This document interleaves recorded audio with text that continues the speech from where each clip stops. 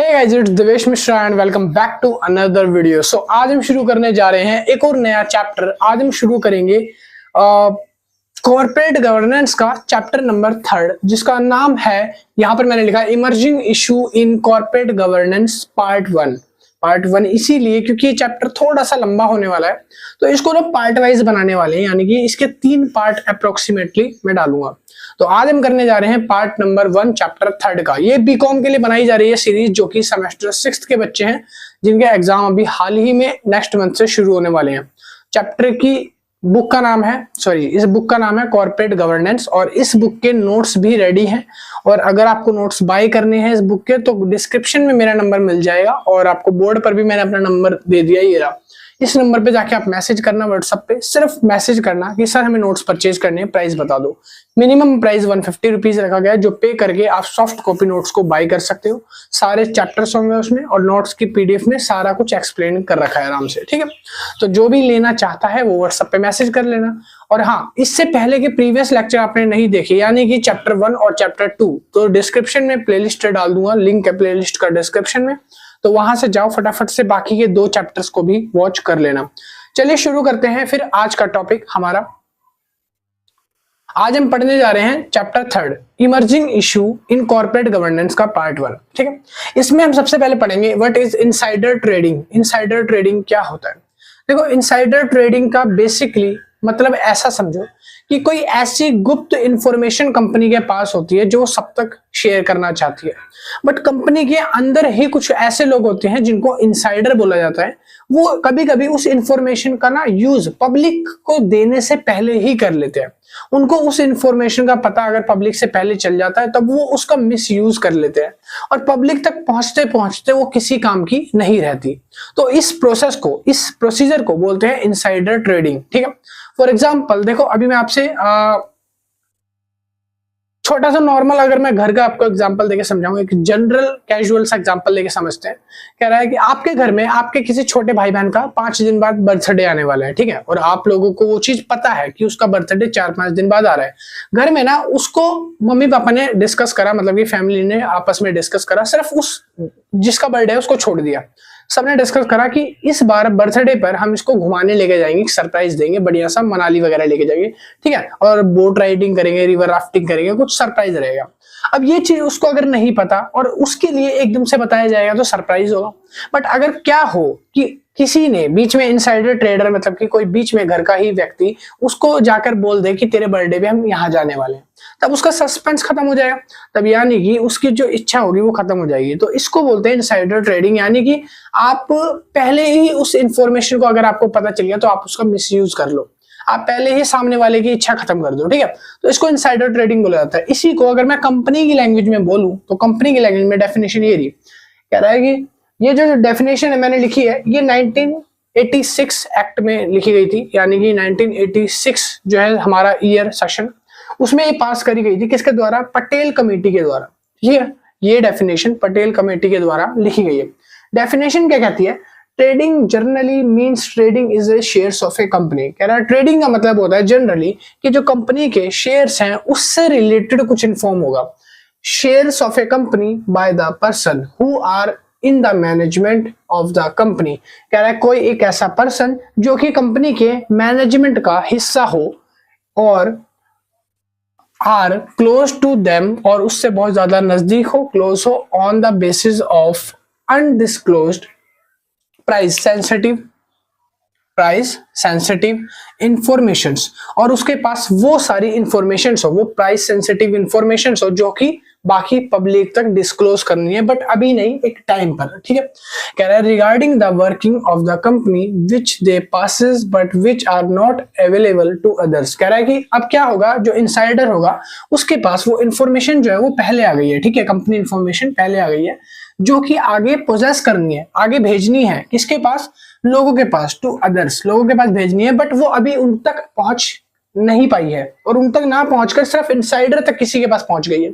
अब इनसाइडर उसका फायदा उठा लेता है। इनसाइडर क्या करता है? उसका यूज कर लेता है अपनी पर्सनल बेनिफिट्स के लिए, तब उसको बोला जाता है ये इनसाइडर ट्रेडिंग हुई है। ठीक है, अगर आपको एक जनरली मैं कैजुअल एग्जांपल दूं जो कि इस बुक की लैंग्वेज में ज्यादा सूट बैठे, तो आप इस तरीके से समझो। इनसाइडर ट्रेडिंग का मतलब होता है कि मान लो बहुत सारे शेयर होल्डर्स हैं जिन्होंने अपना पैसा कंपनी में लगा रखा है शेयर्स मार्केट में। ठीक है, अब कंपनी में से ना एक आदमी को ये इन्फॉर्मेशन पता चली कि एक टाइम के बाद, यानी कि मान लो आज है 25 अप्रैल, मान लो उसको पता चला कि अगली 27 अप्रैल के बाद इन्फोसिस कंपनी के जो शेयर्स हैं इसकी वैल्यू डाउन हो जाएगी, बिल्कुल गिर जाएगी, इसको कोई भी खरीदेगा नहीं, पूछेगा भी नहीं से। ठीक है, ये इन्फॉर्मेशन सिर्फ कंपनी में इनसाइडर लोगों के पास पहुंची है। अब जो इनसाइडर लोग हैं उनको ये चीज पता है कि हमने कंपनी के भर भर के इन्फोसिस के शेयर्स खरीदे थे एक टाइम पर, क्योंकि ये बहुत डिमांड में थे, आज भी हैं। बट अगर ये इन्फॉर्मेशन 27 तारीख को पब्लिक में बांटेंगे, मतलब कि पब्लिक में बांटने के लिए जब उन तक ये पहुंचेगी, तब कोई भी इस शेयर्स को नहीं पूछेगा, और जो हमारे पास शेयर्स हैं वो भी नहीं पूछेगा कोई। तो वो क्या करते हैं, इस शेयर्स, इस इन्फॉर्मेशन का फायदा उठाकर अपने पास जो शेयर्स है ना उसको पहले ही सोल्ड कर देते हैं। यानी कि 27-28 तारीख को जब इन्फॉर्मेशन पब्लिक तक जाएगी, उससे पहले 26 तारीख को इन्फॉर्मेशन ये फैला देते हैं कि इस शेयर्स को हम कम दामों पे बेच रहे हैं।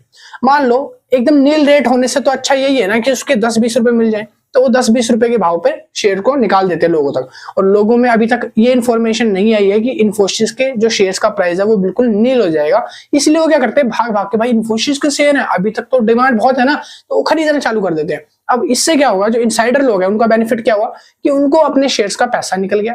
इन्फोसिस के जो शेयर्स उन्होंने बेच दिए, निकाल दिए, ये जान करके आगे उनकी डिमांड गिर जाएगी और उन्होंने अभी ना पैसा अभी निकाल लिया। अब 2 दिन बाद क्या होता है, जब पब्लिक में इन्फॉर्मेशन जाती है कि इसकी डिमांड बिल्कुल जीरो हो गई है, तब पब्लिक को लगता है क्या, सदमा, चूना लगता है, क्योंकि कंपनी ने तो इतने सारे शेयर्स बेच दिए, अपनी तरफ से तो सारी लायबिलिटी हटा दी। अब जो लोग हैं, जो शेयर होल्डर जिन्होंने उसको खरीदा है, उनके सर में सरदर्द हो जाता है, भाई इतने सारे शेयर्स हमने ले लिए ये सोचकर कि इसके प्राइस बढ़ेंगे, बट एक्चुअल में क्या हुआ, उसके प्राइस घट गए। क्यों घटे, यहाँ पर क्या हुआ कि पब्लिक में जो इन्फॉर्मेशन 27 को जानी थी, इनसाइडर ट्रेडिंग को मिल गई पहले, अब उसने उसका यूज कर लिया और अपने शेयर्स को बेच दिया अच्छे दामों पे। अब जो बाकियों के शेयर्स हैं, बाद में जब इन्फॉर्मेशन आई निकली तो पता चला सारे शेयर्स की वैल्यू गिर गई है। ठीक है, तो ये होता है इनसाइडर ट्रेडिंग का मामला। अब यहाँ पर ना ये जो डेफिनेशन मैंने आपको बताई, ये पटेल कमेटी 1986 में दी गई थी डेफिनेशन। आगे लिखा है टाइप्स ऑफ इनसाइडर ट्रेडिंग। देखो इनसाइडर ट्रेडिंग के टाइप्स बता रहा हूँ, टाइप्स होते हैं 2। पहला होता है लीगल और दूसरा होता है इलीगल।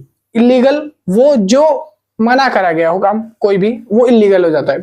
लीगल यानी कि जो खुलेआम करा जा रहा है, जो किसी की सहमति से, परमिशन से करा जा रहा है, वो लीगल ट्रेडिंग होती है। ठीक है, तो इनसाइडर ट्रेडिंग अगर लीगल है तो ये वाला एग्जांपल है, ये वाली डेफिनेशन है।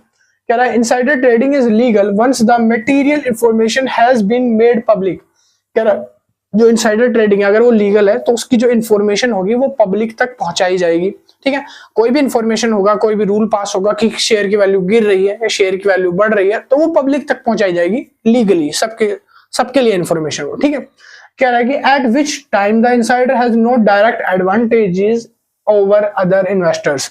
और जो यहाँ पर इनसाइडर होते हैं लीगली में क्या होता है, जब सारी इन्फॉर्मेशन पब्लिक तक पहुंचाई जाएगी ना, तभी इनसाइडर को भी वो इन्फॉर्मेशन मिलेगी, उससे पहले नहीं ले सकता वो। तो यहाँ पर हर काम लीगली चल रहा है, यहाँ पर वो अपना कोई प्रॉफिट या पर्सनल बेनिफिट नहीं बना सकता। लीगल इनसाइडर ट्रेडिंग में लिखा है ना, no direct advantages over other investors. जो अदर इन्वेस्टर्स हैं उनसे पहले वो अपना कुछ एडवांटेजेस वगैरह नहीं ले सकता लीगल ट्रेडिंग में। ठीक है, दूसरा आता है इलीगल ट्रेडिंग। इलीगल ट्रेडिंग ऐसे समझो, ट्रेडिंग इज एन अनअफेयर प्रैक्टिस। ये एक अनअफेयर ट्रेडिंग होती है। जैसे कि मान लो कोई भी चीज आई है जो सब लोगों में बंटनी है, बट वो आप ना पहले ही ले रहे हो। मान लो कोई समोसे आए, एक बहुत नॉर्मल कैजुअल एग्जांपल लेते हैं, समोसे आए हैं भर प्लेट और सब लोगों में बांटने हैं, बाहर लोग बैठे हैं इंतजार कर रहे हैं समोसे आएंगे, और आप लोगों को बोला कि आप सर्व करो समोसे। अब आप अंदर गए, 2-2 समोसे पहले खा रहे हो फटाफट फटाफट, ताकि अंदर बाहर जाके मिले ना मिले, लोग कुत्तों के तरह टूट पड़ेंगे समोसे पे, खत्म हो जाएंगे समोसे। तो आप क्या कर रहे हो, अंदर पहले से गपा उसको खा लेते हो और फिर बाद में बच्चे कुछ बाहर ले आते हो, लो भाई खाओ तुम सारे, अगर मिला तो ठीक, नहीं मिला तो कोई नहीं, हमने तो पहले खा लिया। तो यही चीज सेम इनसाइडर ट्रेडिंग में होती है। यहाँ पर जो शेयर्स की इंफॉर्मेशन है, जो सीक्रेट इंफॉर्मेशन है, वो पब्लिक में जाने से पहले जो अंदर के लोग होते हैं, इनसाइडर लोग होते हैं, वो उसका बेनिफिट उठाना चाहते हैं। वो चाहते हैं अगर उसका बेनिफिट उठा ले तो मजे मजे, बाकियों को मिल रहा है नहीं मिल रहा वो उससे फर्क नहीं पड़ता। इसको बोलते हैं इलीगल इनसाइडर ट्रेडिंग, जहां पर कुछ ऐसे लोग, कुछ ऐसे इनसाइडर पर्संस जो एडवांटेजेस उठा लेते हैं इन्वेस्टर्स से पहले इंफॉर्मेशन का। ठीक है, कह रहा है कि illegal where is the other investors are at a great disadvantages. कह रहा है कि जो अदर इन्वेस्टर्स होते हैं उनका हो जाता है एक ग्रेट डिसएडवांटेजेस यानी कि नुकसान, due to lack of importance insiders non public information. कह रहा है कि जब नॉन पब्लिक इंफॉर्मेशन हो जाती है ना, यानी कि पब्लिक तक पहुंचने से पहले पब्लिक में कोई लीक कर दे इंफॉर्मेशन, अंदर ही वो इंफॉर्मेशन लीक हो जाए, तब तो वो फायदा ही नहीं रहा, किसी के लिए भी बेनिफिट ही नहीं रहा। फॉर एग्जांपल इसको आप ऐसे समझ लो जैसे कि क्वेश्चन पेपर्स हैं, एग्जाम में बच्चों को आते हैं, ठीक है, सीयूईटी का एग्जाम है वो लीक हो जाए, एनटीए का एग्जाम लीक हो जाए, ठीक है, बहुत बार होते हैं। तो इससे क्या होता है कि बच्चों की मेहनत जो है वो खराब हो जाती है। किन की वजह से? कुछ इनसाइडर लोगों की वजह से, जो अपने पर्सनल बेनिफिट के लिए 2, 4, 20, 40 हजार रुपए के लिए पेपर को लीक कर देते हैं, ठीक है। तो इससे क्या होगा, इसको बोलेंगे इलीगल इनसाइडर ट्रेडिंग। क्लियर है? आपको लीगल समझ आ गया। लीगल में क्या होता है कि इंफॉर्मेशन पब्लिक के बाद ही इनसाइडर को भी मिलती है, यहाँ पहले लीक नहीं होती। लीगल में ये है। और इलीगल में क्या है कि जहां पर इंफॉर्मेशन पहले इनसाइडर यूज कर लेते हैं, उसका भोग कर लेते हैं, उसके बाद जाके पब्लिक को मिलती है। क्लियर? अगला पॉइंट आता है रोल इन कॉर्पोरेट गवर्नेंस। अब हम ये पढ़ेंगे कि रोल क्या क्या होते हैं कॉर्पोरेट गवर्नेंस के अंदर इनसाइडर ट्रेडिंग के, ठीक है।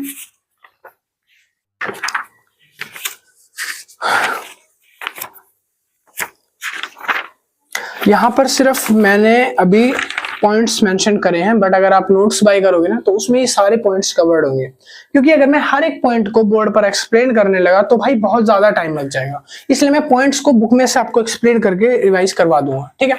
और बाकी नोट्स लेते हो तो उसमें सारे पॉइंट्स मिलेंगे, या तो आप खुद से अगर कर रहे हो तो इन नोट्स को जो मैं बताऊंगा समझाऊंगा उसको सुनकर एक्सप्लेन अपनी तरफ से आप करके लिख सकते हो, एलोबरेट कर सकते हो, ठीक है। आंसर को पहला है erosion of trust. Erosion of trust का मतलब होता है जहां पर कुछ ऐसे इनसाइडर ट्रेडिंग होती है जहां इन्वेस्टर और एक स्टेक होल्डर के बीच में ट्रस्ट होता है। स्टेक होल्डर्स यानी कि वो इन्वेस्टर्स जो आपकी कंपनी में अब इन्वेस्ट करना चाहते हैं, जो नए शेयर्स आपके लेना चाहते हैं, और इनसाइडर होते हैं वो लोग जो कंपनी के बिचौलिए होते हैं, जो कंपनी की तरफ से काम करते हैं। कह रहा दोनों के बीच में एक ट्रस्ट होना चाहिए, तभी इनसाइडर ट्रेडिंग आगे काम कर पाती है। कह रहा है कि इनसाइडर ट्रेडिंग के अंदर कॉर्पोरेट गवर्नेंस में एक ट्रस्ट का इशू बहुत ज्यादा रहता है। कह रहा है यहाँ पर मार्केट फेयरनेस होनी चाहिए। मार्केट कैसी? फेयरनेस मार्केट, यानी कि अच्छी सुलझी हुई मार्केट होनी चाहिए, जहां पर इंफॉर्मेशन का मिसयूज ना हो, अनफेयर ना हो, और पब्लिक का ट्रस्ट बना रहे। एक बार इससे ऐसे इनसाइडर ट्रेडिंग लीक होने से क्या होता है, पब्लिक का जो ट्रस्ट है वो खत्म हो जाता है यहाँ पे, ठीक है। दूसरा पॉइंट आता है अनफेयर एडवांटेज। ये रहा अनफेयर एडवांटेज, सेकंड पॉइंट। कह रहा है ये बेनिफिशियल होता है कुछ प्रिविलेज्ड नॉलेज के लिए जो कि जर्नल अफेयर्स में आता है, ठीक है। कह रहा है इवन इफेक्टिव कॉर्पोरेट गवर्नेंस का पार्ट होता है अनफेयर एडवांटेजेस, यानी कि आपको जानबूझकर कोई भी ऐसा लाभ नहीं उठाने की मंशा नहीं होनी चाहिए कोई भी ऐसी पब्लिक इंफॉर्मेशन लीक करने के बाद, ठीक है।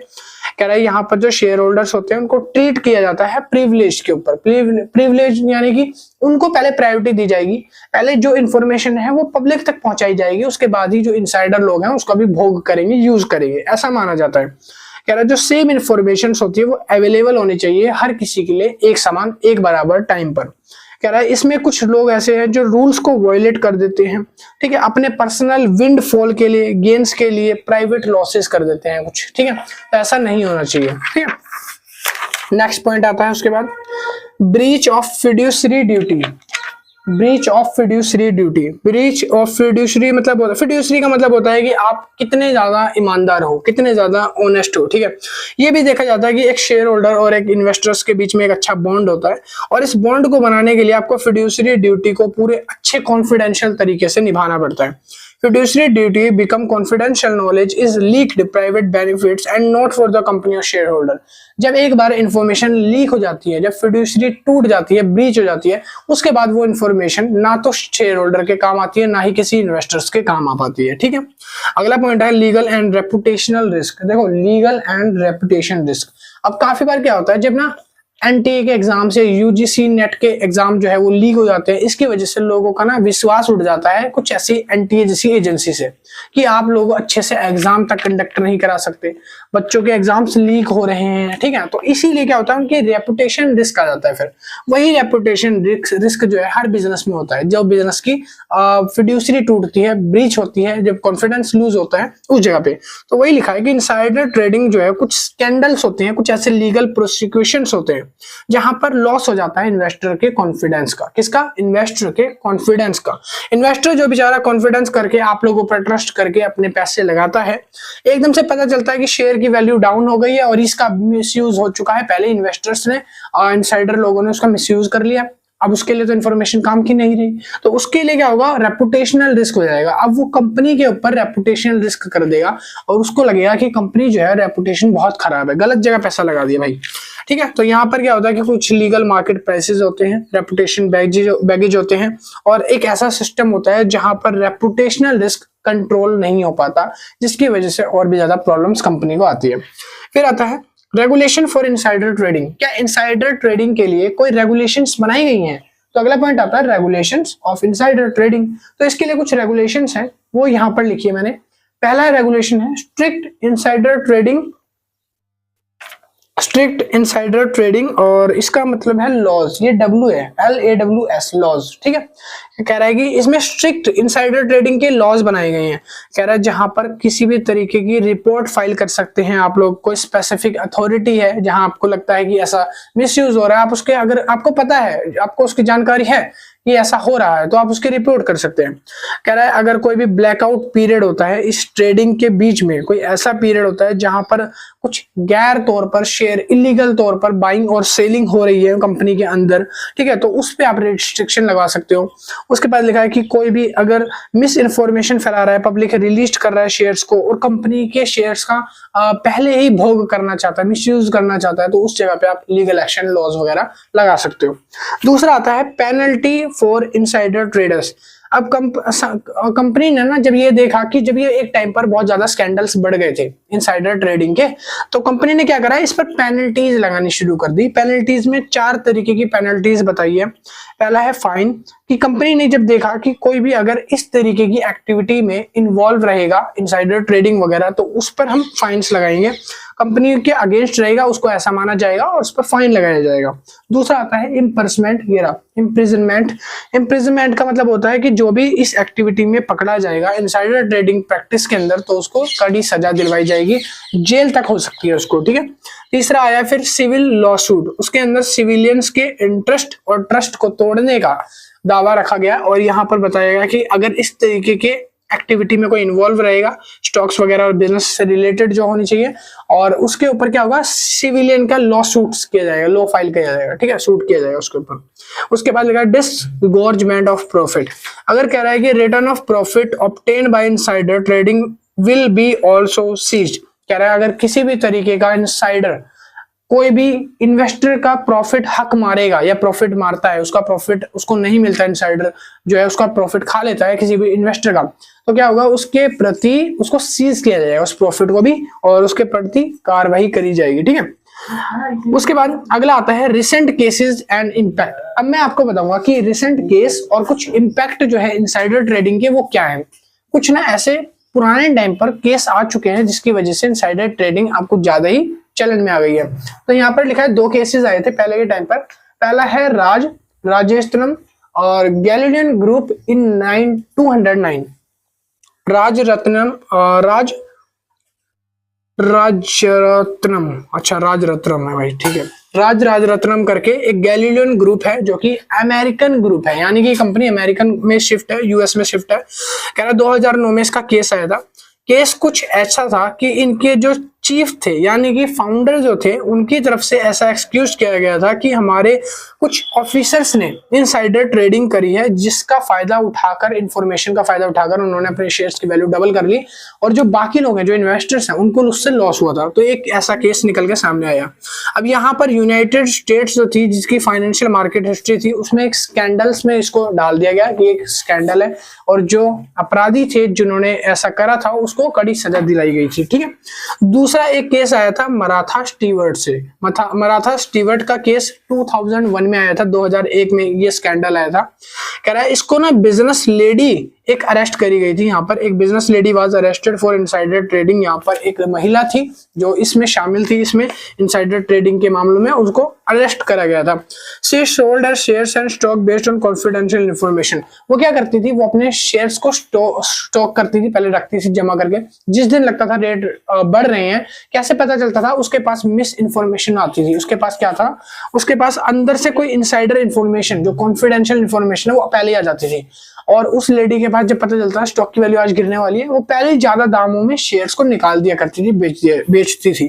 तो इस तरीके की इंफॉर्मेशन जब पता चली मराठा स्टीवर्ड में, तब इस केस को स्कैंडल्स में डाल दिया गया और यहाँ पर उस लेडी के प्रति कड़ा एक्शन लिया गया और उस लेडी को जेल करा दी गई थी। ठीक है, अब उसके बाद लिखा है prevention strategy in corporate governance. अब हम अगला पॉइंट पढ़ेंगे, prevention strategy in corporate governance. इसके अंदर 4 पॉइंट है। कौन कौन सी स्ट्रेटजी बनाई गई है प्रिवेंटेशन के लिए? तो पहली, प्रिवेंटेशन का मतलब क्या होता है? प्रिवेंटेशन मतलब होता है कि कौन से ऐसे रूल्स बनाए गए हैं जो इनसाइडर ट्रेडिंग की हो रही है धोखेधड़ी को, ये फ्रॉड को, स्कैम्स को, स्कैंडल्स को रोक सकते हैं। तो उसके लिए कुछ रूल्स है। पहला है whistle blower programme. Whistle blower programme का मतलब होता है एक ऐसा आदमी जिसको पता चल जाए कि गलत हो रहा है, कुछ कंपनी में कुछ तो गलत चल रहा है, उसको अगर थोड़ी सी भी भनक लग जाती है, उसको विसल ब्लोअर बोलते हैं। वो रिपोर्ट करता है किसी भी तरीके की सस्पिशियस एक्टिविटी के लिए, ये बोल सकते हो एबनॉर्मल एक्टिविटी के लिए। वो कंपनी के जो हिती लोग हैं, जो कंपनी के भरोसेमंद लोग हैं, उन पर जाके कंप्लेंट कर सकता है कि ऐसा कुछ हो रहा है, मैंने देखा है ऐसी एक्टिविटी चल रही है। ठीक है, विसल ब्लोअर प्रोग्राम बोलते हैं इनको। ठीक है, विसल ब्लोअर कुछ ऐसे लोग होते हैं जो कंपनी के बहुत हित में रहते हैं, वो छुपे हुए रहते हैं, वो ध्यान रखते हैं कि कंपनी में कुछ ऐसी एक्टिविटी हो और हमारी नजर में आ जाए। दूसरा आता है code of ethics and training. कह रहा है कोड ऑफ इथिक्स के अंदर क्या होता है, हमें ऐसे कुछ ट्रेनिंग की जरूरत होती है, कुछ ऐसे सेमिनार रखे जाते हैं टाइम टू टाइम, जहां पर एम्प्लॉय को ट्रेन किया जाता है, एम्प्लॉय को इथिक्स वैल्यू बताई जाती है कि कंपनी की इस तरीके की इंफॉर्मेशन है, इसको लीक नहीं करना है, ये कॉन्फिडेंशियल होती है, इसको आपको कहीं किसी से जिक्र नहीं करना है। कुछ ऐसे मोरल इथिक्स वगैरह उसके बनाए जाते हैं। फिर लिखा अगला pre trade clearance. Pre trade clearance कह रहा है कंपनी जो है वो हाई रैंक एम्प्लॉइज को ही हायर करती है। वो इसीलिए क्योंकि कंपनी को भरोसा नहीं होता, क्योंकि जो लोग हैं काफी बार क्या कर जाते हैं, धोखा कर जाते हैं कंपनी के साथ छोटी छोटी बातों में। कंपनी ने सैलरी रोक दी, उन्होंने कंपनी की इंफॉर्मेशन जो कॉन्फिडेंशियल इंफॉर्मेशन थी जाके लीक कर दी। ठीक है, तो इस तरीके की, तो इसलिए कंपनी चाहती है उनके पास कुछ ऐसे कंट्रोल्स हो, स्पेशली उनके रिस्ट्रिक्शन पीरियड में, यानी कि जब स्पेशली कंपनी ये चाह रही है कि इस इंफॉर्मेशन को कॉन्फिडेंशियल रखा जाना चाहिए, तो फिर इसीलिए कंपनी ऐसे एम्प्लॉइज को हायर करना चाहती है जो ज्यादा सिक्योर रखें अपनी इंफॉर्मेशन वगैरह। ठीक है, फिर लिखा है सर्विलेंस एंड मॉनिटर। कंपनी जो है वो टाइम टू टाइम अपना एड्रेस करती रहती है, सर्विलेंस करवाती रहती है अपनी इनसाइडर ट्रेडिंग की एक्टिविटीज को लेकर। कंपनी यहाँ पर अवेयर रहती है क्योंकि लोगों का भरोसा नहीं है, लोग कोई भी धोखाधड़ी कर सकते हैं, इसलिए कंपनी क्या करती है, इंटरनली तौर पे जो कंप्लायंसेस होती है उनको अपने पास सिक्योर करती है, इंटरनल ऑडिटिंग कराती है, एक्सटर्नल मॉनिटरिंग कराती है कि कोई ऐसा तो नहीं कर रहा, कोई कंपनी की इंफॉर्मेशन वगैरह लीक करने की कोशिश तो नहीं कर रहा, तो वो चीज उनके ऊपर नजर रखती है वो। ठीक है, फिर लिखा उसके बाद विसल ब्लोइंग। अगला पॉइंट आ गया है विसल ब्लोइंग। तो मैंने विसल ब्लोइंग की 2 डेफिनेशंस लिखी है। पहला है द टर्म विसल ब्लोइंग। आप समझे पहले विसल ब्लोइंग किसे कहते हैं और विसल ब्लोअर किसे कहते हैं। विसल ब्लोइंग यानी कि जब कंपनी में कोई भी ऐसी इलीगल एक्टिविटी या अनएथिकल एक्टिविटी होती है, जब कोई पता चले, मान लो कंपनी में ना शेयर्स की इंफॉर्मेशन जो है इनसाइडर लोगों को पहले पता चल गई कि शेयर्स के डाउन गिरने वाले, शेयर्स के दाम गिरने वाले, कंपनी में कोई भी ऐसी इंफॉर्मेशन जो कि नहीं बतानी चाहिए थी सबको, वो फैल गई है, लोगों से बात जिससे जाती है पेट में, तो एक से एक बढ़ती चली जाती है ना। तो इस तरीके की इंफॉर्मेशन जो फैलती जाती है जो कि अनस्पिशियस है, उसको बोलते हैं विसल ब्लोइंग। ठीक है, और ये चीज होती रहती है और इसको नोटिस जो करता है वो होता है विसल ब्लोअर। विसल ब्लोअर यानी कि एक ऐसा पर्सन जो एक्सपोज करता है सारे मिसकंडक्ट, और लिखा है उसके बाद एलिग्ड डिसऑनेस्टी और illegal activity within an organisation. एक ऑर्गेनाइजेशन के अंदर अगर कोई भी मिसकंडक्ट हो रहा है, कोई इलीगल एक्टिविटी हो रही है, उसको जो नोटिस करने का, एक्सपोज करने का काम होता है विसल ब्लोअर का होता है। विसल ब्लोअर तो एक तरीके से मान लो नाइट क्राउलर की तरह होता है। नाइट क्राउलर एक मूवी है। नाइट क्राउलर क्या होता है कि जहां पर कोई भी इलीगल एक्टिविटी हो रही है, वो उस एक्टिविटी से पहले कान खड़े रहते हैं उसके, वो पहले ही पहुंच जाता है कि यहाँ कुछ गलत होने वाला है, और जब कोई गलत होता है उसकी फटाफट फुटेज बनाई, रिकॉर्डिंग करी और पहुंचा दी ऊपर तक, ठीक है, सीनियर मैनेजमेंट तक, ताकि वो उस पर कार्रवाई कर सके, केस कर सके। विसल ब्लोअर का काम थोड़ा सा पेचीदा भी होता है क्योंकि इसके ऊपर भी कुछ रिस्क जान का बना रहता है, क्योंकि अगर मान लो पता चल गया कि विसल ब्लोअर ये है, इसने इंफॉर्मेशन हमें जो हम बात कर रहे थे वो आगे तक पहुंचाई है, जिससे कि हमारे काम जो है होने वाले थे वो पूरे नहीं हो पाए इसकी वजह से, विसल ब्लोअर की वजह से। तो विसल ब्लोअर की जान को थोड़ा सा खतरा रहता है, इसके ऊपर भी एक तलवार लटकती रहती है, ठीक है। कह रहा है कि विसल ब्लोइंग क्या होता है, the term whistle blowing defined as raising a concern about wrongdoing within an organisation. Whistle blowing क्या होता है, एक कंसर्न होता है, एक कंसर्न है रेजिंग अबाउट रॉन्ग डूइंग, यानी कि कंपनी में अगर कुछ भी गलत चल रहा है जो कि नहीं होना चाहिए, ठीक है। कंपनी में एक बॉस को प्रताड़ित किया जा रहा है, कंपनी में एम्प्लॉइज को प्रताड़ित किया जा रहा है, उनकी सैलरी रोक दी जा रही है, ये बात टॉप लेवल को कौन बताएगा, विसल ब्लोअर बताएगा। वो एक्सपोज करेगा वो इन चीजों को, जो रॉन्ग डूइंग एक्टिविटी है ना, कंपनी में इंसेंटिव नहीं पे किया जा रहा, कंपनी में भूख हड़ताल चल रही है, कंपनी में स्ट्राइक चल रहा है किसी रीजन की वजह से, तो वो रॉन्ग डूइंग एक्टिविटी है, कंपनी उससे डिस्टर्ब हो रही है, रुक रही है, तो वो क्या है, विसल ब्लोइंग है। और उसको नोटिस कौन करेगा, एक्सपोज कौन करेगा, उसको एक्सपोज करेगा विसल ब्लोअर, सुपरमैन अपना। कौन, सुपरमैन, इसको बोलते हैं सुपरमैन। ये अपना सुपरमैन है जो छुप के काम करता है। जैसे आपने स्पाइडरमैन देखा होगा, स्पाइडरमैन जब किसी की हेल्प करने जाता है तो मुखौटा पहन के जाता है। जब नॉर्मली मिलने जाता है अपनी फ्रेंड से, गर्लफ्रेंड से, टीचर से, दोस्तों से, तो वो नॉर्मली वे में जाता है। तो विसल ब्लोअर कौन है, स्पाइडरमैन है। ये स्पाइडरमैन क्यों, क्योंकि ये एक्सपोज करता है मिसकंडक्टिंग, एलिग्ड डिसऑनेस्टी और किसी भी तरीके की इलीगल एक्टिविटीज को जो कि हो रही है ऑर्गेनाइजेशन के अंदर। तो क्या हुआ, स्पाइडरमैन हुआ, मसीहा हुआ। और सोचो अगर स्पाइडरमैन का ये राज लोगों को पता चल गया कि यही इंसान स्पाइडरमैन है और इसी ने हमारी बातों को दूसरों तक पहुंचाया, तो उसकी जान पे बन जाएगी ना। तो स्पाइडरमैन को बचाना भी तो अपने आप को, तो हमेशा तो वो लाल कच्चे में नहीं घूम सकता, इसीलिए क्या करता है स्पाइडरमैन, अपना हुलिया भी चेंज करता है, आम लोगों में आम लोगों की तरह घुल मिल के घूमता है। अब यहाँ पर किस तरीके की एक्टिविटी को पकड़ा जाता है विसल ब्लोअर के द्वारा, फ्रॉड।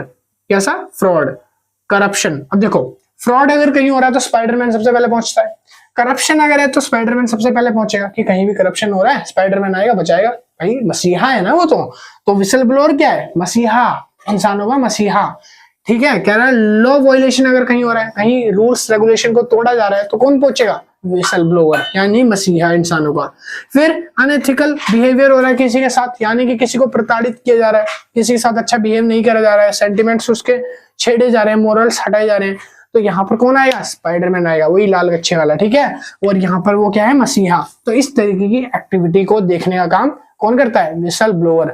बस उसका नाम स्पाइडरमैन छोड़कर, मसीहा छोड़कर विसल ब्लोअर रख देना, ठीक है। नाम, एक्टिविटी, सारे काम स्पाइडरमैन वाले करेगा वो, ठीक है। चलिए आपको स्पाइडरमैन से जल्दी समझ आया होगा, है ना। कह रहा भैया इसी तरीके के एग्जांपल देते रहो। हाँ सुनो, अगला पॉइंट आता है importance in whistle blower in CG. अब हम पढ़ेंगे कि विसल ब्लोअर की इंपॉर्टेंस क्या होती है, उसके काम क्या होते हैं, जरूरी काम क्या होता है। सिंपल है, विसल ब्लोअर के जरूरी काम क्या है, स्पाइडरमैन क्या करता है, चोर चक्का को पकड़वाता है, लात पैर मारता है, ठीक है, अरेस्ट करवा देता है। तो अब हम पढ़ेंगे कि इंपॉर्टेंस क्या है विसल ब्लोअर की। तो पहला मैंने यहाँ पे लिखा है, कह रहा है कि insisting on law and ethics compliances. कह रहा है जितने भी लॉ और कंप्लायंसेस बने हैं उनका कानूनी तौर पर सही तरीके से पालन करना, लोगों को पालन करवाना। अगर कोई रॉन्ग एक्टिविटी कर रहा है तो उसको निगरानी करना, उस प्रॉब्लम से अगर कोई भी ऐसी प्रॉब्लम खड़ी हो रही है कंपनी में उसको टैकल करना, ये काम किसके हैं, ये लॉ और कंप्लायंसेस बनाए हैं ना, इनका पालन करना। ये काम कौन करेगा, ये काम करेंगे लोग। और कौन करवाएगा, विसल ब्लोअर कराएगा, कराता नहीं है वो, बस निगरानी रखता है कि ऐसा गलत ना हो, ठीक है।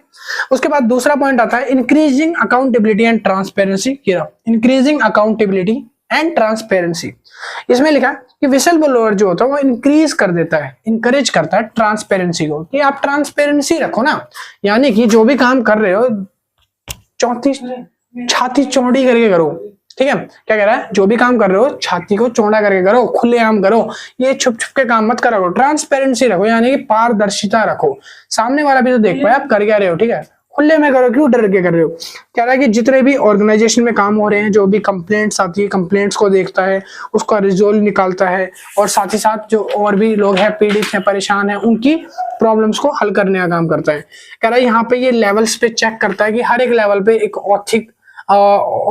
मतलब कि अच्छी सही तरीके से एक्टिविटी तो हो रही है ना, काफी जगह अनएथिकल एक्टिविटी जो है वो नहीं होनी चाहिए। फिर तीसरा पॉइंट आता है safe guard the interest of the share holder. Safe guard the interest of the share holder. देखो शेयर होल्डर कौन होते हैं, जो कंपनी में पैसा इन्वेस्ट करते हैं। वो क्यों करते हैं, क्योंकि वो शेयर्स क्यों बाय करते हैं, क्योंकि उनको पता है कंपनी के शेयर्स जिस दिन उठेंगे, इंक्रीज होगा रेट तो हमको पैसा ज्यादा मिलेगा। अगर मान लो शेयर होल्डर्स के ही इंटरेस्ट को प्रोटेक्ट नहीं कर सकता कोई कंपनी में, तो यहाँ पर शेयर होल्डर्स क्यों पैसा इन्वेस्ट करेंगे कंपनी के अंदर। तो यहाँ पर मेन सबसे बड़ा काम क्या होता है, शेयर होल्डर्स की प्रिवेंट रिस्क को कम करना और शेयर होल्डर्स के जो प्रोटेक्टिंग राइट्स है उनको बढ़ा देना, और यहाँ पर जो शेयर होल्डर है उसके फाइनेंशियली जो मिस्टेक्स होती हैं उसको कम से कम करवाना। ठीक है, अगला पॉइंट आता है प्रमोटिंग ए रोबस्ट एथिकल फ्रेमवर्क। ये रहा, प्रमोटिंग ए रोबस्ट एथिकल फ्रेमवर्क। इसके अंदर लिखा है जो विसल ब्लोअर होता है वो हाईलाइट कर देता है रिस्क को, जो भी पॉसिबल रिस्क होती है वो, ताकि अवॉइड हो जाए। जैसे मान लो कोई गलत काम कर रहा है तो हमने उसको अवॉइड कर दिया, ओए क्या कर रहा है, तो वो क्या करेगा, रुक जाएगा उस जगह पे, अगली बार वो करने से सोचेगा। ठीक है, तो इस तरीके से कह रहा है कि एम्प्लॉय जो होते हैं जो कुछ सीरियस इश्यूज में फंसे होते हैं उनकी हेल्प करता है, उनको इनकरेज करता है, उनकी फाइनेंशियल प्रैक्टिस कितनी हो रही है उनकी report time to time provide करता है टॉप मैनेजमेंट में। ठीक है, लॉन्ग टर्म इफेक्टिवनेस पे ध्यान देते हैं कि लंबे समय तक उनकी इफेक्टिवनेस जो है वो चलती रहनी चाहिए। कह रहा है उसके साथ साथ एक्सपोज करते हैं कुछ ऐसे स्कैंडल्स जो होते हैं जो कंपनी की रेपुटेशन के ऊपर बात ले आते हैं ना, कंपनी की रेपुटेशन जो खराब करने की कोशिश करते हैं उनको भी यहाँ पर पकड़वाया जाता है। तो ये सारे काम जो है करने का काम करता है अपना स्पाइडरमैन यानी विसल ब्लोअर। अब अगला पॉइंट आ चुका है विसल ब्लोअर के चैलेंजेस और रिस्क। तो अभी मैंने यहाँ लिखा नहीं है तो इसको उतार लो, फिर उसके बाद मैं वो भी लिखवाता हूँ, इसका स्क्रीनशॉट ले लो एक बार। ठीक है, वो लिखवाते हैं फिर।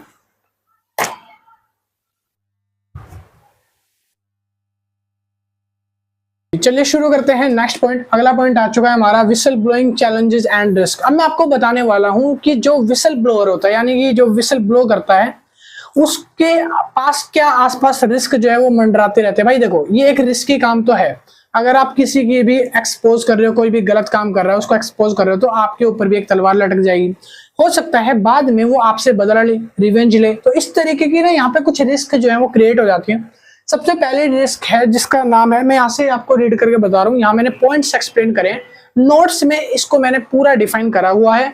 अगर आप नोट्स बाय करते हो तो ये फुल फ्लेज उसमें एक्सप्लेनेशन के साथ मिलेगा, बट इसमें पॉइंट है और मैं आपको जो एक्सप्लेन कर रहा हूँ आप अपनी लैंग्वेज में एग्जाम में लिखना, मैं बार बार आपको इसलिए बता रहा हूँ। ठीक है, तो पहला पॉइंट है प्रोटेक्शन अगेंस्ट रिटरेशंस। प्रोटेक्शन अगेंस्ट रिटलेशंस कह रहा है इसके अंदर क्या होता है कि आपके ऊपर ना एक डेंजर हमेशा जो है मंडराता रहता है, एक फियर जो है वो आप हमेशा फेस करते हो अपनी पर्सनल कटआउट्स में, यानी कि पर्सनल लाइफ के अंदर, अपने डिमोशंस के अंदर, अपने जॉबलेस के अंदर। तो यहाँ पर आपको बहुत सारी चीजें हो सकती है, जैसे आपको डिमोशन दे दिया गया, किसी ने आपके, अगर आपने किसी को एक्सपोज करा तो वो मान लो किसी बड़े मेंबर का बेटा रहा, किसी मंत्री का बेटा रहा, तो उसने आपको जॉब से निकलवा दिया, आपको जॉबलेस कर दिया। आपकी वर्क प्लेस पे हरासमेंट हो सकती है, डिस्क्रिमिनेशन आपके साथ हो सकता है, भेदभाव जिसको बोलते हैं। ठीक है, उसके बाद लिखा है प्रोफेशनल बैकलिस्टिंग हो सकता है, आपका जो प्रोफेशनल है वो बैकलिस्ट करा जा सकता है। तो इस तरीके के कुछ रिवेंज है जो आपको हार्म कर देते हैं, वो इस वजह से क्योंकि आपने उनके खिलाफ बोला। ठीक है, तो इसको बोलते हैं पहली सिचुएशन। दूसरी आती है फियर ऑफ रिप्रिकेशंस। फियर ऑफ रिप्रिकेशंस मतलब होता है एक मेजोरिटी विसल ब्लोअर जो होता है वो रिमेंट साइलेंट चूज करता है, वो कुछ फैक्ट होते हैं उनको इंडिविजुअल तौर पे बताता है, लीगल कोस्ट पर बताता है, जैसे कि कोर्ट वगैरह में आप अगर किसी को पेश करवाना चाहते हो, आप चाहते हो इसके खिलाफ एक्शन हो, कोर्ट एक्शन ले, कार्रवाई करे, कंपनी कार्रवाई करे इसके खिलाफ। तो इस तरीके के जब आप एक्शंस लेते हो तब आपको एक इनसिक्योरिटी बन जाती है कि आपको कौन प्रोटेक्ट करेगा अगर आपके ऊपर कुछ ऐसा हुआ जिससे आपकी फैमिली या आपको कोई नुकसान पहुंचाए उस जगह पर। ठीक है, इस जगह से विसल ब्लोअर को जो है सेफ्टी चाहिए होती है। तीसरा उसके ऊपर आता है लीगल एंड रेपुटेशन रिस्क। अब देखो रेपुटेशन रिस्क होता है कि जो बहुत बड़ी रिस्क होती है, जैसे कंपनी में उसकी रेपुटेशन डाउन हो जाए तो कंपनी के शेयर होल्डर गायब हो जाएंगे, मोरल्स गायब हो जाएंगे, कंपनी के इन्वेस्टर गायब हो जाएंगे। वो क्यों? क्योंकि कंपनी के क्या है कि रेपुटेशन रिस्क की अच्छी नहीं है, और इससे क्या होता है कि कंपनी ना आपको भी प्रताड़ित कर सकती है। बेशक आप विसल ब्लोअर हो बट आपको भी उसका सामना करना पड़ सकता है। तो कंपनी जो है आप लोगों के लिए कोई भी प्रॉब्लम वाला सिनेरियो क्रिएट कर सकती है, कंपनी जो है आपको डिस्कम्फर्ट जोन में डाल सकती है, कंपनी जो है आपको ओपनेस रिजाइनेशन लेटर वगैरह थमा सकती है कि आप यहाँ से निकल जाओ हमारी कंपनी से। ठीक है, तो ये काफी बार ऐसा भी हो जाता है। उसके बाद लिखा है मिसयूज ऑफ विसल ब्लोइंग। अब आप विसल ब्लोइंग का अगर मिसयूज करते हो तो उसमें क्या होता है, इसी में वैसे नेसेसरी नहीं है क्योंकि विसल ब्लोअर यानी कि एक ऐसा बंदा होता है जो कंपनी के हित में काम करता है। अब यहाँ मिसयूज का मतलब होता है कि कंपनी के राइट्स का मिसयूज कर सकता है विसल ब्लोअर। अब कैसे मिसयूज करेगा? मान लो एक सीक्रेट मीटिंग चल रही है, आप विसल ब्लोअर हो, आपको पता चल गया है कि यहाँ पर कुछ ऐसी अनएथिकल एक्टिविटी हो रही है जो कि बतानी चाहिए, टॉप लेवल से शिकायत करनी चाहिए। अब यहाँ पर क्या होगा कि आप उनसे मिलकर, उनकी सहमति से आप क्या करो, उनके हिस्सेदार बन जाओ, उनके ही हिस्से में हिस्सा ले लो कि भाई मैं आगे आपकी प्रॉब्लम जो है वो नहीं बताऊंगा, अनएथिकल एक्टिविटी आप करना चाहो आप करो, मैं भी आपके साथ हूं। तो विशल ब्लोअर अपनी पावर का इस तरीके से यूज कर सकता है। अब यहाँ पर वो दोनों तरीके से पैसा कमा सकता है, ठीक है। उसके बाद लिखा है regulation and legal protections for we shall blower. हम ना नीचे हम बात करेंगे रेगुलेशन और लीगल प्रोटेक्शन विशल ब्लोअर को लेकर। तो रेगुलर प्रोटेक्शन का मतलब है कि अगर मान लो कोई विशल ब्लोअर है, उसकी जिंदगी हमेशा खतरे में रहती है। जैसे न्यूज वाले जो कि ऑन द स्पॉट जाके न्यूज कवरेज करते हैं, तो उनको क्या होता है, जैसे कि मान लो एक बम फट गया, अब वो न्यूज बना दिया, कोई आतंकवादी आ गए हैं किसी बिल्डिंग में, टेररिस्ट आ गए, वहां खड़े होकर न्यूज बना रहे हैं, हो सकता है एक आध गोली उनके माथे में भी कोई भटका दे, है ना। तो उनको भी अपनी जान का रिस्क रहता है कि कोई भी टेररिस्ट है उसके पास से निकल के वो वीडियो शूट करते हैं, कहीं छुप छुपा के वीडियो शूट कर रहे हैं, एक आध गोली उनके पड़ गई, मर जाएंगे, फैमिली है उनकी, है ना।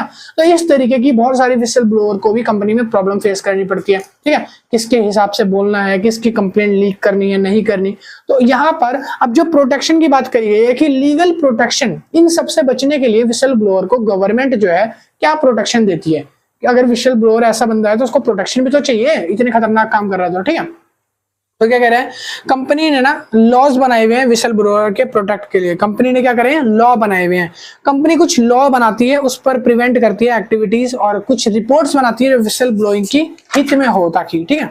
और आगे लिखा अगला पॉइंट, यूनाइटेड स्टेट्स में क्या हुआ है, कह रहा है Dodd Frank Wall Street reform and consumer protection act करके एक एक्ट बनाया गया है। क्या नाम है, Dodd Frank Wall Street reform and protection act करके, ये पूरा एक्ट का नाम है। एंड द सर्बेन्स-ओल्क्सी एक्ट, ये दूसरा एक्ट है जो बनाया गया है, वो किस लिए, विशल ब्लोअर के कंपेनियंस को प्रोटेक्ट करने के लिए। फाइनेंशियल फ्रॉड हो गया, सिक्योरिटी की रिपोर्टिंग हो गई, इस सबसे बचने के लिए। लिखा है दूसरा point, we shall blower protection act 2014 जो कि इंडिया में बनाया गया है। इंडिया में ये वाला एक्ट चलता है, विशल ब्लोअर प्रोटेक्शन एक्ट 2014। इसमें लिखा है एक्ट में इंडिया में बनाया गया, जो इसमें गुड फेथ के बारे में बात करी गई है कि जो भी गुड फेथ होगा, डेंजर होगा विक्टिज्म का, जो भी हमारे विक्टिम्स होंगे उनके, और उनके साथ साथ जो भी विक्टिमाइज्ड है, ठीक है, जो इसमें शामिल है, उनको लेकर एक एक्ट बनाया गया है ताकि गवर्नमेंट देखे कि विशल ब्लोअर का जो है फेथ अच्छा हो, विशल ब्लोअर जो है उसको अच्छे से रखा जाए, उसको एक अलग से बंदे की तरह ट्रीट करा जाए ताकि उसकी फैमिली सेफ रहे विशल ब्लोअर की। तो इस तरीके से एक एक्ट बनाया गया है। फिर लिखा है यूरोपियन यूनियन ने भी एक विशल ब्लोअर प्रोटेक्शन डायरेक्टिव 2019 में एक एक्ट बनाया था विशल ब्लोअर को लेकर, यूरोपियन यूनियन ने। इसमें उन्होंने बात करी थी कि अगर कोई विशल ब्लोअर है, उस विशल ब्लोअर के क्या क्या कानून होने चाहिए, उस विशल ब्लोअर के क्या क्या कॉन्सिक्वेंसेज होने चाहिए, विशल ब्लोअर को किस तरीके से सेफ गार्ड में रखा जाए, ठीक है। तो वो सारे कानून इन्होंने यूरोपियन यूनियन में एक्ट में 2019 में बनाए थे, ठीक है। अगला पॉइंट आता है policy related to internal whistle blowing. कह रहा है पॉलिसीज पढ़ने वाले हैं, यहाँ पर मैंने मेंशन करा है, हाँ यार, policies related to internal whistle blowing. क्या क्या पॉलिसी होनी चाहिए इंटरनल विशल ब्लोइंग के टाइम पर। तो लिखा है कि गुड गवर्नेंस अगर होगी तो वो अच्छी पॉलिसियां बनाएंगी, जैसे कि प्रोवाइड चैनल्स, उनको चैनल्स प्रोवाइड करेंगी, होस्ट लाइन प्रोवाइड करेंगी, ईमेल एड्रेस प्रोवाइड करेंगी। अगर कोई भी मिसकंडक्ट हो रहा है तो वो ऑन द स्पॉट रहे, बट ऑफलाइन तरीके से, मतलब कि ऑनलाइन के तौर पे वो अपने घर बैठे बैठे जगह की निगरानी कर सकते हैं कि यहाँ पर कितने लोग सुपरवाइज कर रहे हैं, कितने लोग काम कर रहे हैं, कहाँ पे कोई सीक्रेट मीटिंग चल रही है, जो कंपनी के खिलाफ बोल रहे हैं वो लोग कितने हैं कंपनी में। तो ये सबका निगरानी रख सकते हैं वो एक जगह पे, होस्ट पे बैठे बैठे, घर पे बैठे बैठे। तो ऐसी कुछ अरेंजमेंट, कुछ चैनल्स वगैरह ब्रॉडकास्ट जैसे बनाने चाहिए कंपनी को, ऐसा बोलते हैं। फिर दूसरा लिखा है कि सिक्योरिटी से लेकर विशल ब्लोइंग को कॉन्फिडेंशियली रिपोर्ट्स जो है वो सौंपी जाती है, इसलिए उसकी सिक्योरिटी थोड़ी हाई लेवल की होनी चाहिए। उसके बाद थर्ड पॉइंट लिखा है कि इनके इंसेंटिव्स जो हैं वो गुड फेथ के लिए ज्यादा करे जाने चाहिए।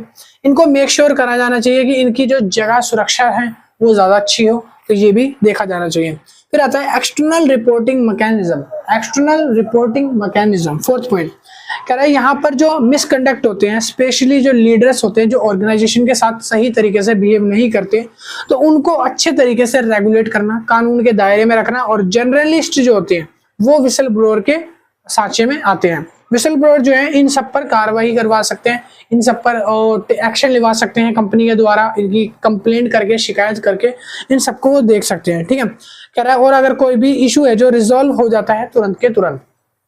कह रहा है उसके बाद अगला पॉइंट, नेक्स्ट पॉइंट आता है prominent cases of corporate governance whistle blower. अब हम कुछ प्रोमिनेंट केसेस देखेंगे जो कि विसल ब्लोअर के द्वारा पकड़े गए हैं, ठीक है भाई। सुनो, विसल ब्लोअर जो है कंपनी में एक खुफिया काम करता है, स्पाइडरमैन जैसे मैंने बताया मसीहा लोगों के हित के बारे में बात करता है। तो विसल ब्लोअर के द्वारा जो पकड़े गए केसेस है, कुछ केसेस भी आए थे सामने। पहला केसेस आता है एनरॉन स्कैंडल, 2001 में हुआ था एनरॉन स्कैंडल।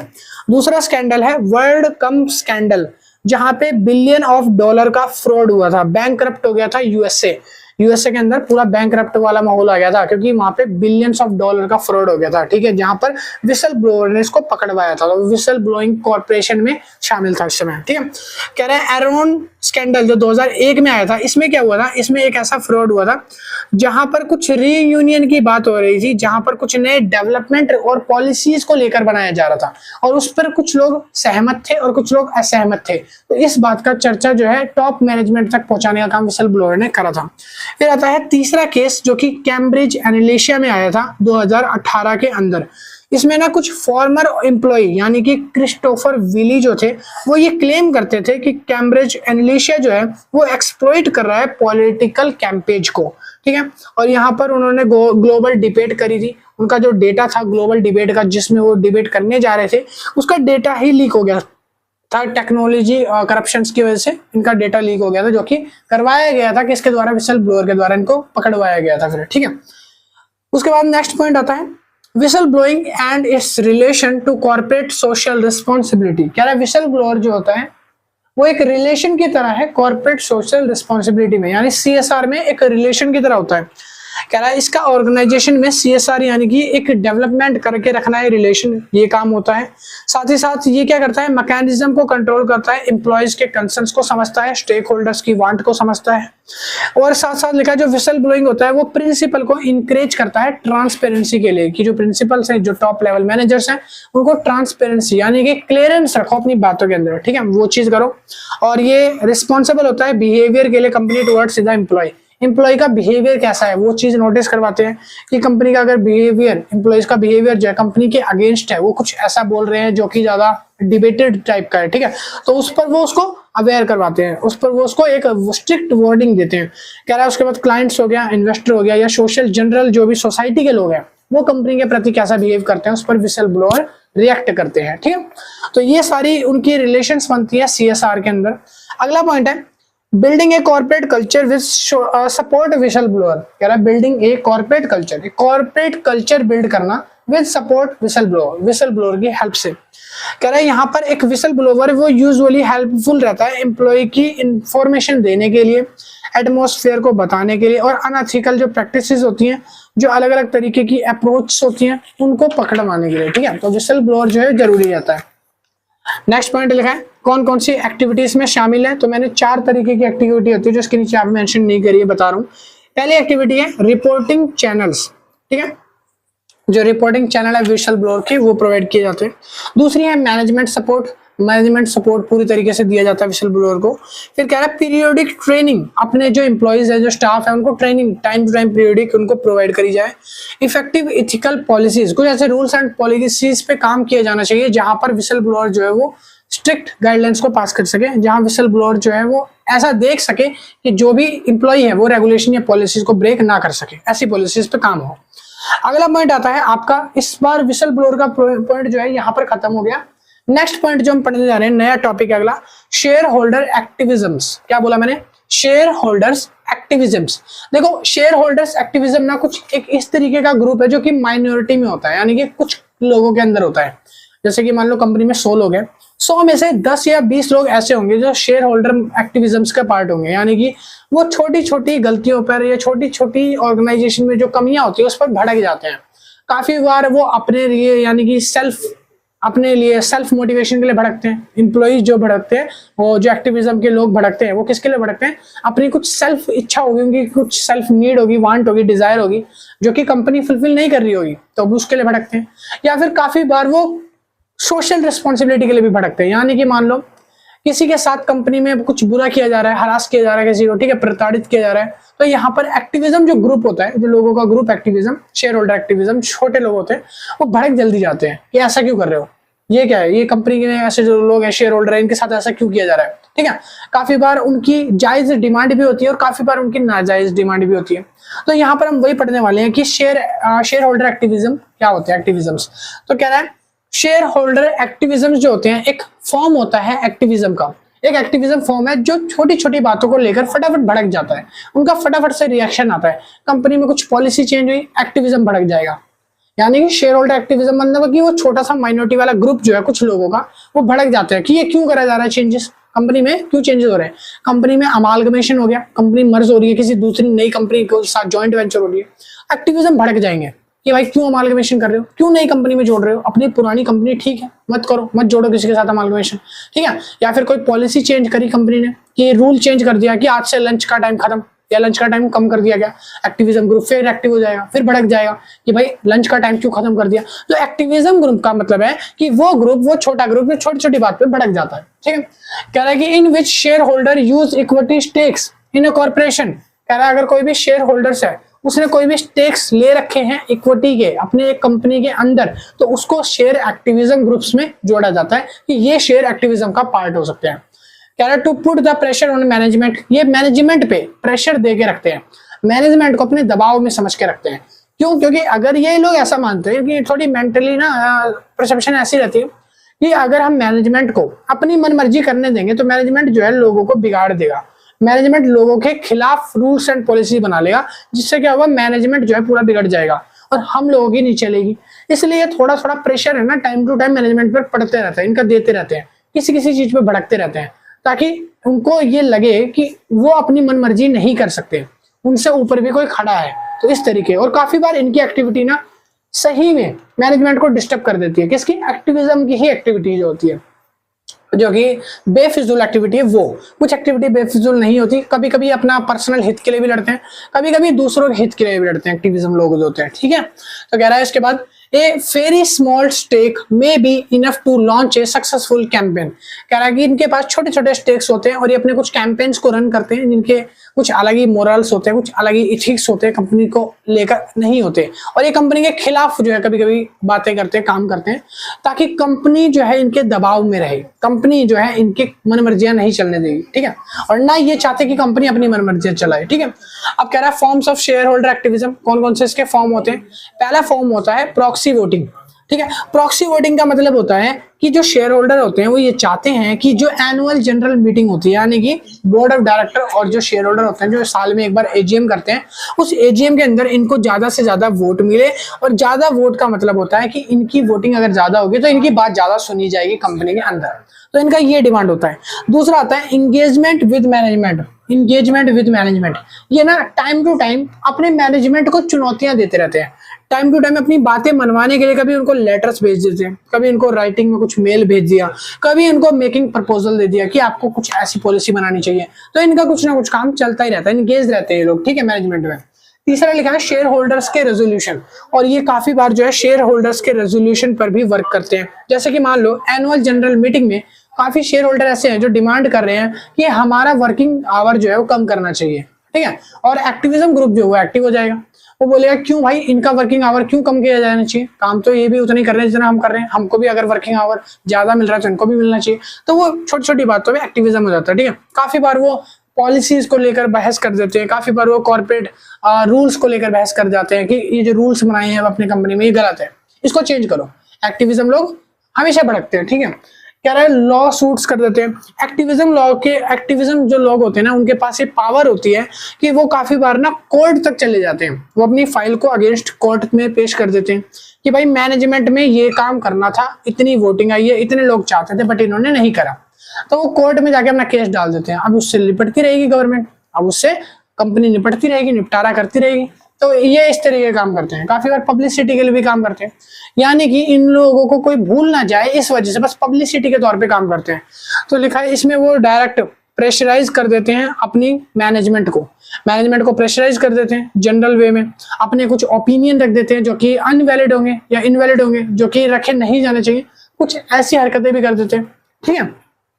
अब आपको इतना समझ आ गया होगा कि एक्टिविज्म ग्रुप होता क्या है। शेयर होल्डर एक्टिविज्म ग्रुप ऐसा ग्रुप है जो मैनेजमेंट को ये डरा के रखता है कि आप मेरे नीचे काम करोगे, ठीक है, मैं आपके ऊपर हूं और आप मेरे नीचे हो, और कंपनी यही चीजें नहीं चाहती। और क्या ये हित में काम करते हैं या अहित में काम करते हैं?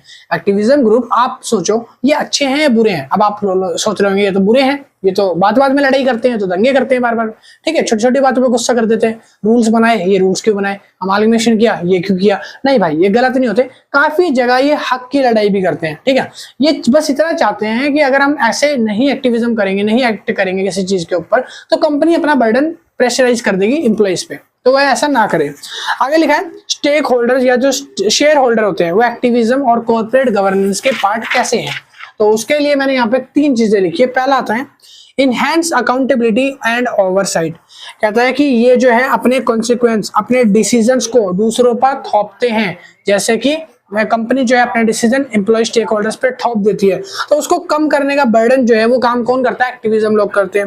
वो टॉप लेवल मैनेजमेंट वालों से परफॉर्मेंस की डिमांड करते हैं। दूसरा पॉइंट है जहां पर स्टेक होल्डर्स के इंटरेस्ट या शेयर होल्डर के इंटरेस्ट की स्ट्रेटजी बनाई जाती है।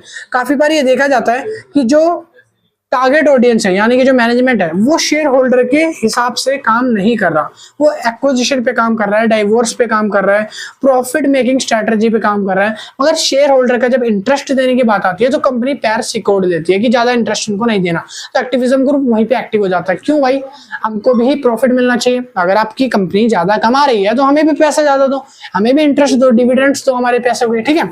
उसके बाद अगला है enhance the sustainable value of organisation. कह रहा है लॉन्ग टर्म के अंदर काफी बार देखा जाता है कि कस्टमर रिलेशन जो है, जो CSR है यानी कि कॉर्पोरेट सोशल रिस्पॉन्सिबिलिटी, वो बिल्कुल खत्म हो गई है। ये लोग अपने वर्कर के बारे में, सबऑर्डिनेट के बारे में कुछ नहीं सोचते। कौन? ऑर्गेनाइजेशन वाले। तब एक्टिविज्म ग्रुप एक्टिव हो जाता है कि भाई इनके बारे में भी सोचो, ठीक है, ये भी आपके एम्प्लॉइज हैं, इनके बारे में भी कुछ काम करो, इनके बारे में कुछ बताओ, ठीक है। तो इस तरीके का अगला पॉइंट आता है promoting changes in corporate governance. ये वाला पॉइंट हो गया खत्म। हाँ, नेक्स्ट पॉइंट हमारा आ चुका है types of share holder activism. कह रहा है शेयर होल्डर एक्टिविज्म के टाइप्स क्या क्या होते हैं। पहला टाइप होता है financial activism.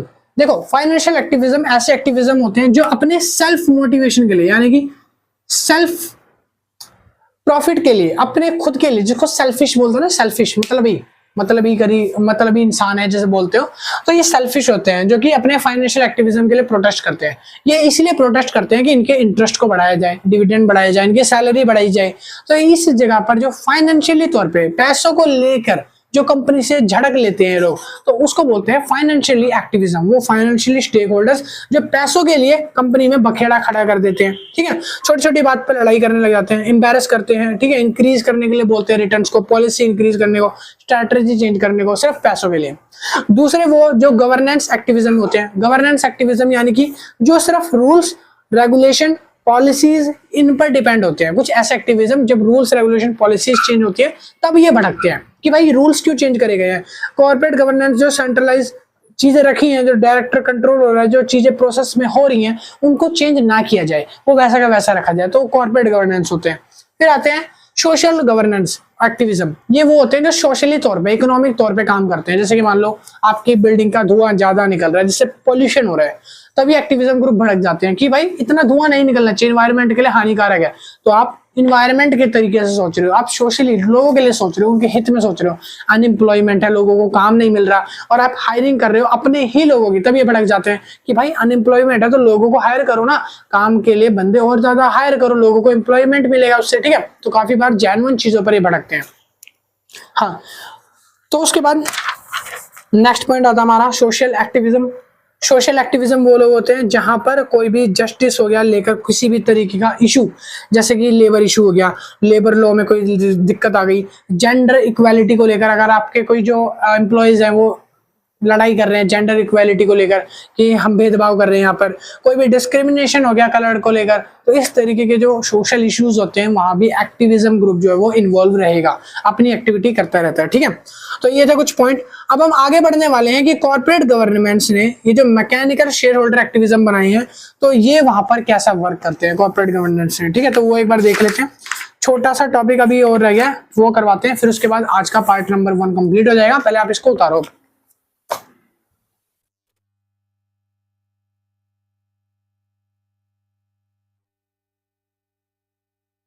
Mechanisms of share holder activisms in CG.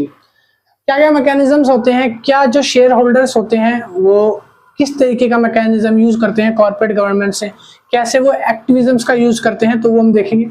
सबसे पहला पॉइंट है प्रॉक्सी बैटल्स। पहला पॉइंट है प्रॉक्सी बैटल्स। प्रॉक्सी बैटल का मतलब होता है जहां पर एजीएम मीटिंग होती है और उस एजीएम मीटिंग के अंदर जो शेयर होल्डर्स हैं वो अपनी बातें रखते हैं और यहाँ पर आते हैं एक्टिविज्म्स। एक्टिविज्म्स भी शेयर होल्डिंग मीटिंग में यानी कि एजीएम में अपनी बातें रखते हैं, बातें मनवाने की कोशिश करते रहते हैं। उनका एम सिर्फ यही होता है कि जो ऑफिशियल्स हैं, जो बोर्ड है, वो उनकी बातें जल्दी से मान ले। दूसरा पॉइंट आता है शेयर होल्डर प्रपोजल्स।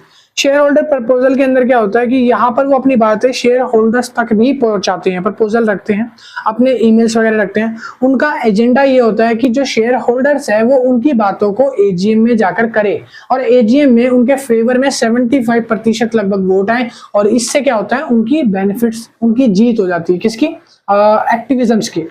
तीसरा आता है direct negotiation with the management. अब देखो नेगोशिएशन का बात आई है तो नेगोशिएशन मतलब होता है किसी से आप मोल भाव कर थोड़ा सा, है ना, मोल भाव करके कम बेसी करा के बात को सुलटा दो, ठीक है।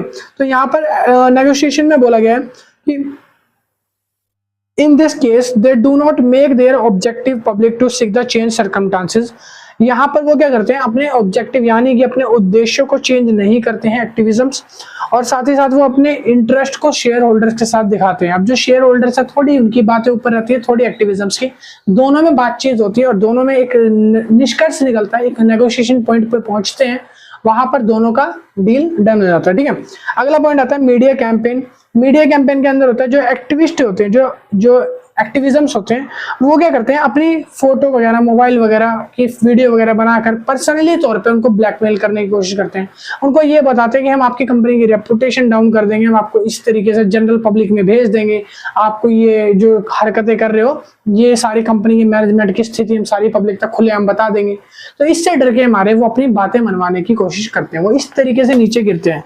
फिर लिखा अगला class action lawsuits. Class action lawsuits का मतलब होता है जहां पर कंपनी जो है डिस्कशन नहीं करना चाहती एक्टिविज्म्स के साथ, और जो एक्टिविज्म्स होते हैं वो इंगेज रहते हैं किसी फ्रॉडेंटल एक्टिविटीज में या किसी भी फिड्यूसरी में, यानी कि उनकी जो ईमानदारी है, ऑनेस्टी है, वो अपनी ब्रेक कर लेते हैं।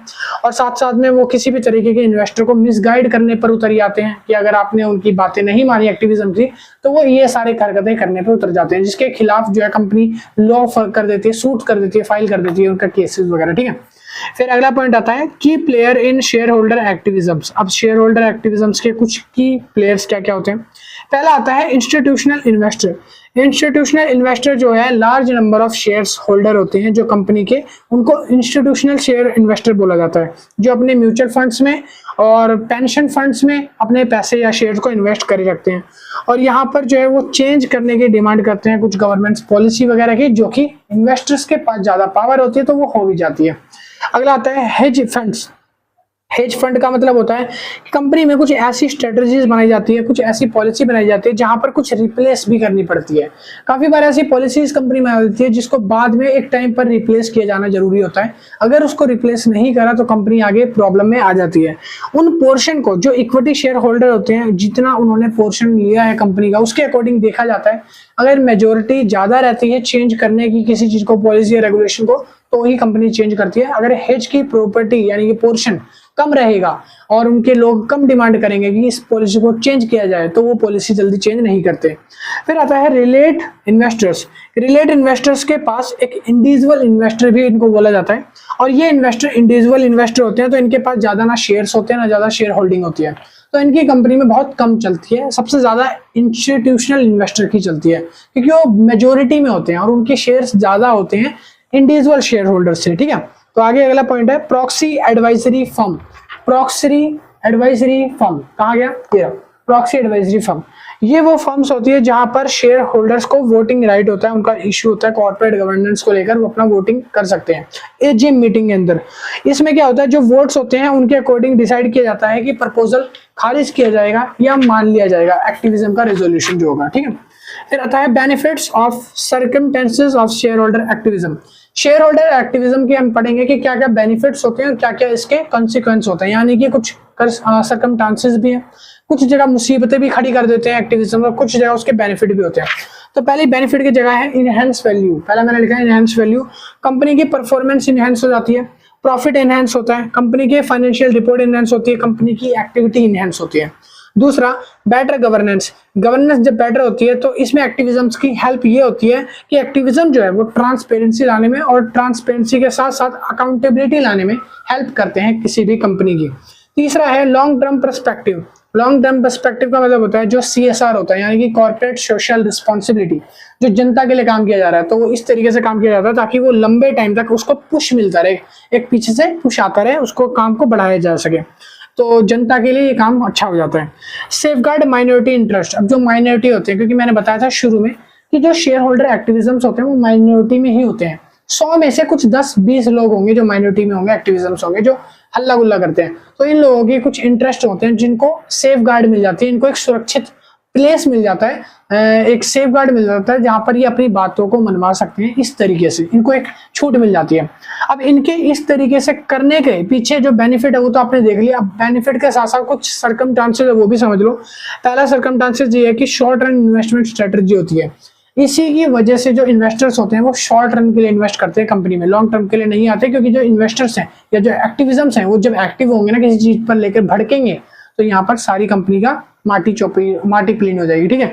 दूसरा आता है डिसरप्शन में लिखा है कि जितनी भी तरीके की इनस्टेबिलिटी होती है या जो कॉन्फ्लिक्ट होते हैं वो अराइज होने शुरू हो जाते हैं, प्रॉक्सी सोलिसिटेशन हो जाता है, मैनेजमेंट जो है अच्छा नहीं होता, अनडिजायरेबल आउटकम्स जो है उनका आना शुरू हो जाता है। फॉर एग्जांपल अगर मान लो किसी को अच्छा खासा इंसेंटिव मिल रहा है कंपनी के अंदर, तो एक्टिविज्म डिमांड करते हैं कि इनको इतना नहीं, इतना और इंसेंटिव मिलना चाहिए, अब ज्यादा इंसेंटिव देंगे तो बिगड़ भी तो जाएंगे, तो इतना ज्यादा इंसेंटिव मिलने के बाद क्या हो जाता है, डिस्क्रप्शन हो जाता है वहां पे। तीसरा आता है सेल्फ इंटरेस्ट की बात आ जाती है। अब यहाँ पर कंपनी जो है धीरे धीरे एक्टिविज्म्स की बातों को, उनकी डिमांडों को मानती चली जाएगी, तो धीरे धीरे सेल्फ इंटरेस्ट कहीं ना कहीं उनका बढ़ता जाएगा और कंपनी का सेल्फ इंटरेस्ट जो है वो घटता चला जाएगा, और यहाँ पर जो गोल्स थे इकोनॉमिक गोल्स वो कभी भी फुलफिल नहीं हो पाएंगे, और अलग अलग तरीके के डिफरेंट शेयर होल्डर्स की डिमांड के हिसाब से काम होने लगेगा, तो यहाँ पर कंपनी अपने काम पर, मैनेजमेंट पर ध्यान नहीं दे पाएगी। अगला पॉइंट आता है प्रेशर ऑन मैनेजमेंट। काफी बार ऐसा होता है कि टू मच प्रेशर जो है वो कर देते हैं, प्रेशराइज कर देते हैं एक्टिविज्म्स, किसको, कंपनी को और उसके मैनेजमेंट को, मतलब कि कहने का मतलब है इतना ज्यादा तंग कर देते हैं कि वो प्रेशराइज में काम अच्छे से नहीं कर पाते, जिसकी वजह से मैनेजमेंट पूरे तरीके से खराब हो जाता है। यहाँ पर ना इन्वेस्टर्स अपना इन्वेस्ट करना चाहते हैं मनी ना टाइम, ठीक है, तो ये हो जाता है। अब इसके एग्जाम्पल की पढ़ते हैं कि शेयर होल्डर एक्टिविज्म्स के क्या क्या एग्जाम्पल है। तो इसके 3 एग्जाम्पल है, यानी कि 3 केसेस हमने सामने आए थे बुक में, ये 3 एग्जाम्पल लिखे हैं शेयर होल्डर एक्टिविज्म्स के एग्जाम्पल है ये सामने आए जो, ठीक है।